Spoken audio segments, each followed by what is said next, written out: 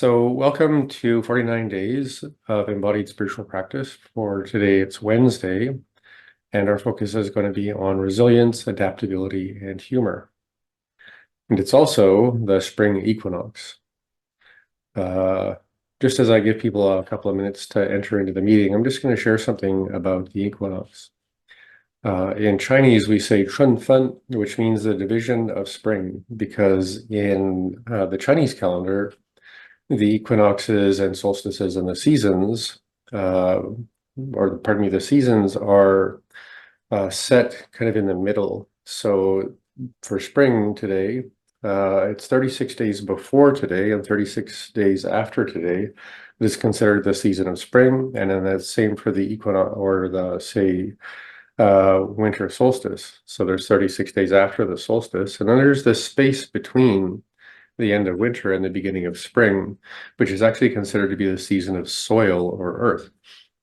So it's just a kind of interesting way to look at the calendar, which is kind of more like a medicine wheel, where the seasons are strong in the kind of quadrants that they exist.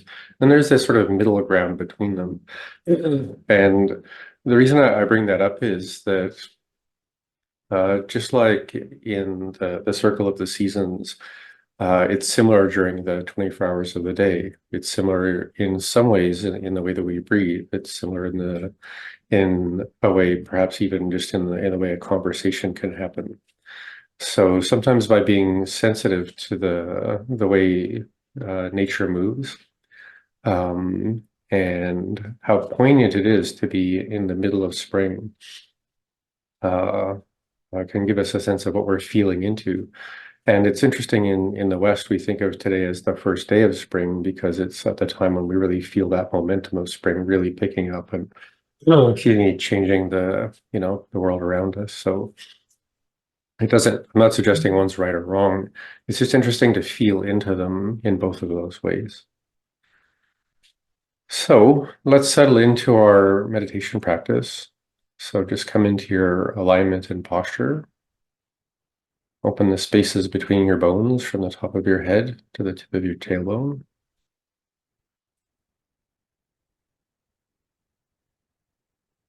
Find your breath.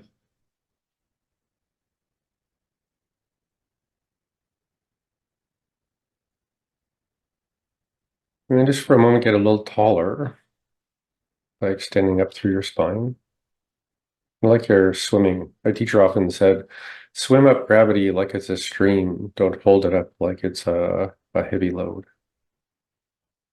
And as we can swim upwards a little bit, we can then hang downwards and settle into our pelvis, into our tailbone. And as we've been doing in the previous practices, is we're just going to kind of intuitively meander our spine around, similar to the way we would hold a broom handle in our hand. And part of that is just to be intuitive and a bit playful. And a part of that is to allow us to gradually find where the center is. Because as I've said previously, and I'll repeat myself again today because it's so important, we never want to hold ourselves still.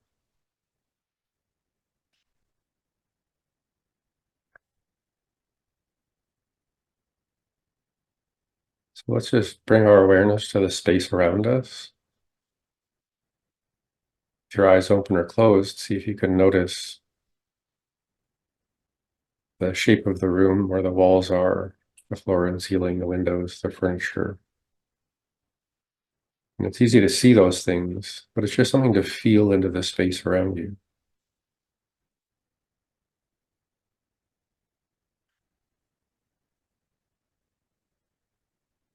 Now, for a moment, just close your eyes if they were open. And if you were to pick an object that's somewhere in the room that you could randomly pick something, you don't need to point at it, but if you were to point at it, do you have a sense that that you'd be very accurate? And this isn't a contest. It's just a way of allowing our mind to learn to really become attention, to really connect to the world around us.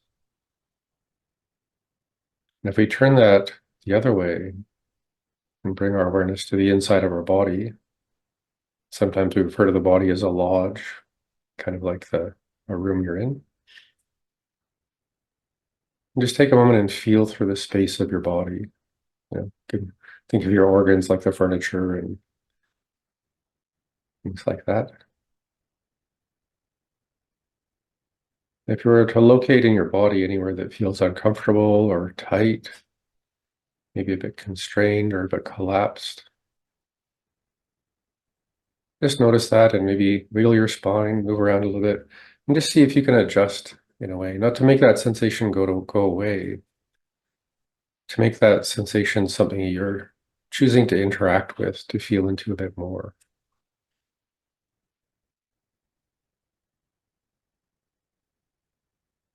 And as we've done, let's take that moment, take a moment, as we occupy the space around us. Imagine that there's something you can radiate or perhaps could glow in a way from your body. It would radiate into that space, making it sacred space. And include everything and everyone in that sacred way. And bring your awareness into your body in the same way. If it's a sense of light or energy or something, just notice that you can imbue that space within you in a sacred way, including any feelings that might not be positive.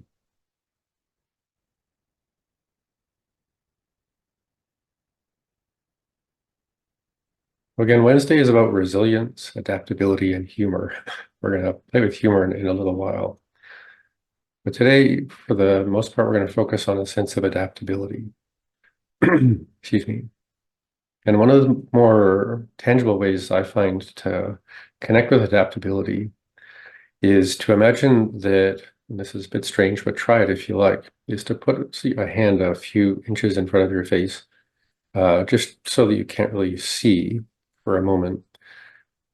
And imagine that that's a fence and that you're going to look up over the fence by extending your spine upwards.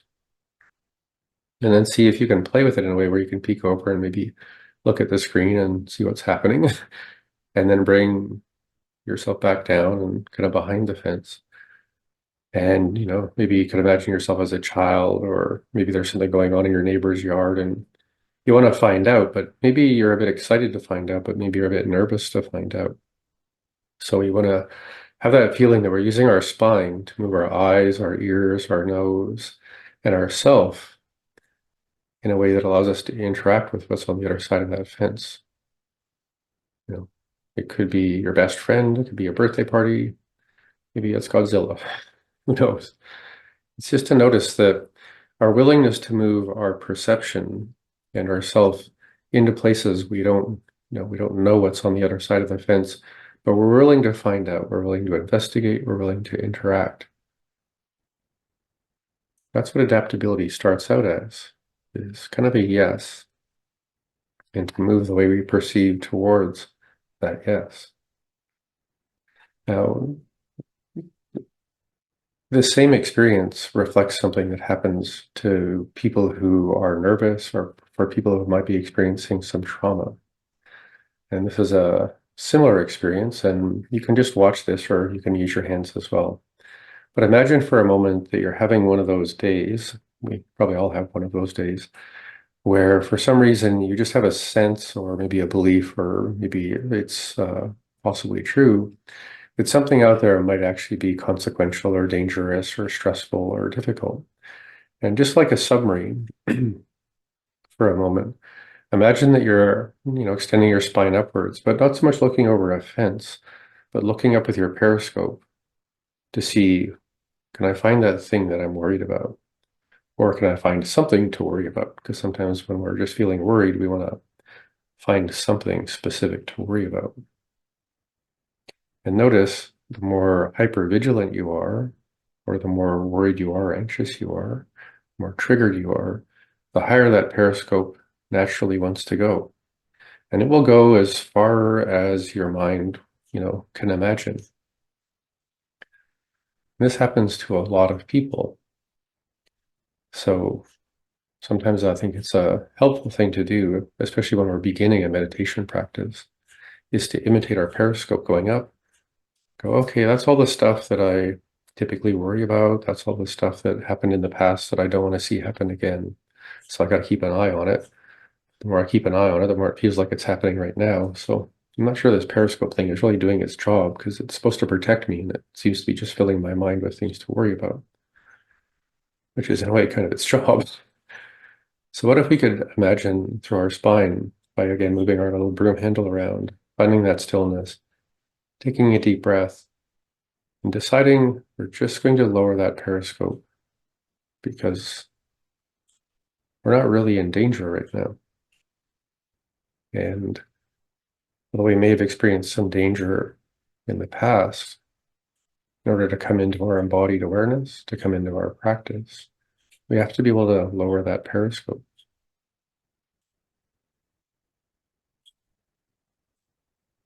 This is a great thing about connecting with people you care about, meeting friends, having great conversations, going dancing, doing things that help us feel comfortable and connected in our body.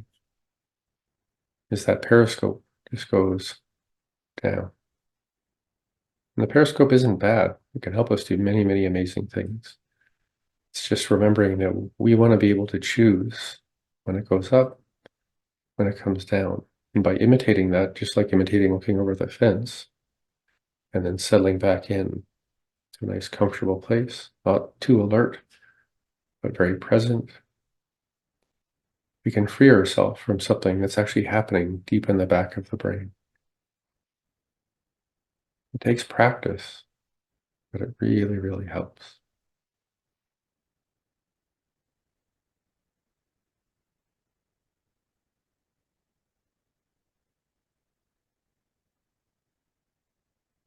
So we come to our breath work for a couple of minutes. Let's inhale, feeling through the sinuses, from the bridge of the nose into your sinuses, your throat, filling your belly, filling your whole body till that lid in the top of your chest comes up. And lower the lid, let the balloon of the body push the air out gently, feeling it come out of your throat and through your nose.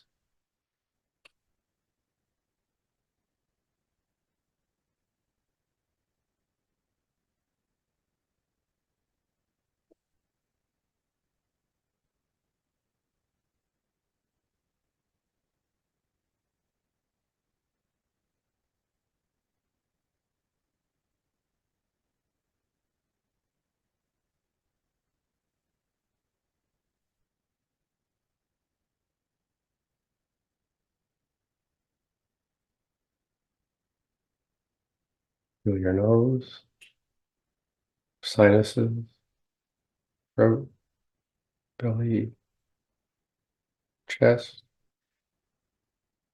Settle the lid, empty the body. Just feel the air passing through your sinuses and nose.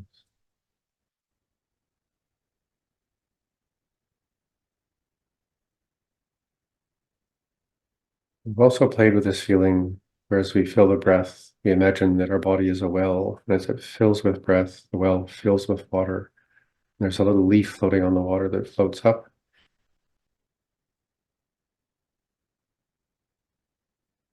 So we inhale and then down as we exhale.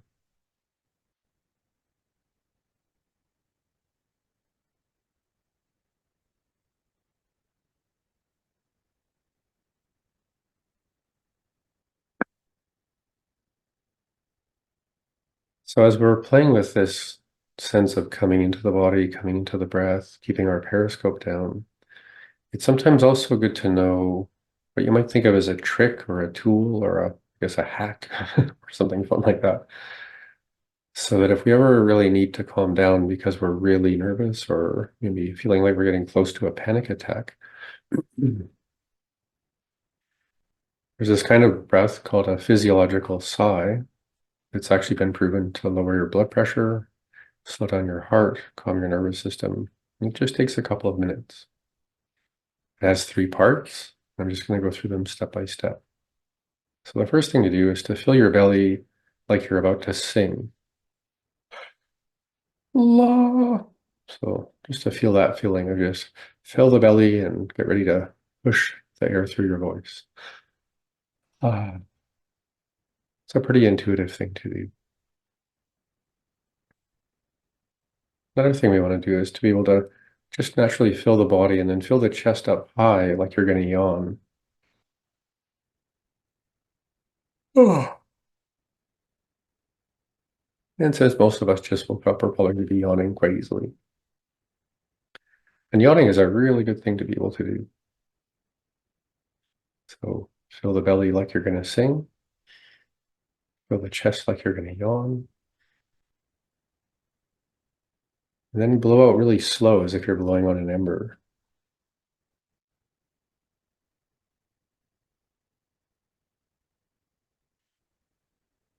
Belly, chest. Hold it for just a moment. And then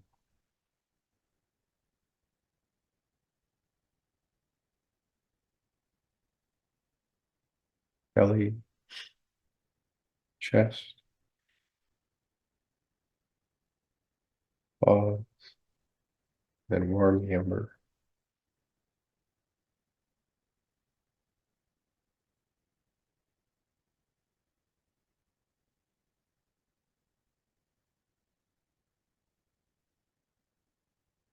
As we do that, let's really feel and listen into what's happening to the sensations in the body. Just a couple more times.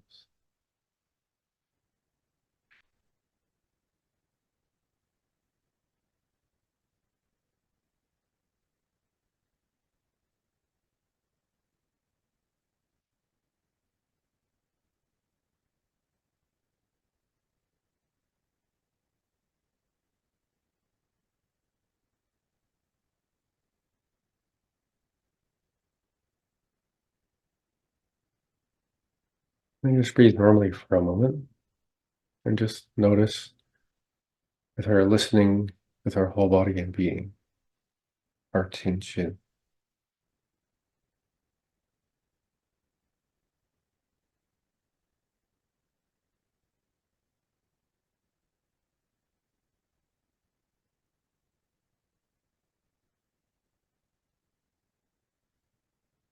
Just keep your attention on your body and breath. And I'm just going to share something to be aware of, especially this time of year. So as you may know, in Chinese medicine, spring relates to the liver, and liver is often connected to the emotions of anger and rage and aggression and things like that. And that's true in the sense of when things are out of balance. But an interesting question to ask is, what is the energy of your liver or the energy of spring when it's actually in balance? We describe that as assertion.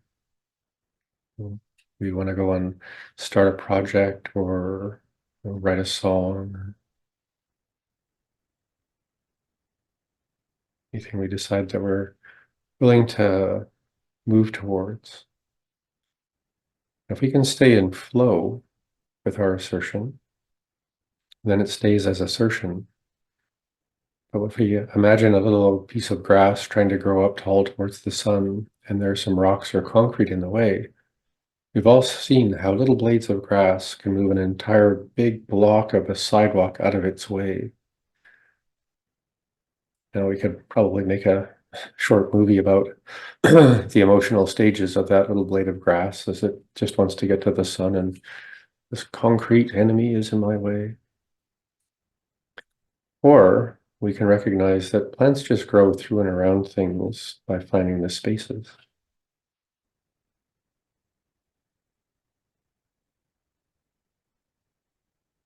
So a very skillful thing to do this time of year. Skillful thing to do when you're trying to solve problems or make big plans or figure things out is to check in with that feeling of assertion and flow. And if it feels aggressive or it feels angry or frustrated or resentful or repressed, and sometimes it gets depressed because we get mad at ourselves because it didn't work. And Just ask yourself, what was my assertion? Oh yeah, I just wanted to grow towards the light. Just wanted to move towards some kind of beautiful outcome.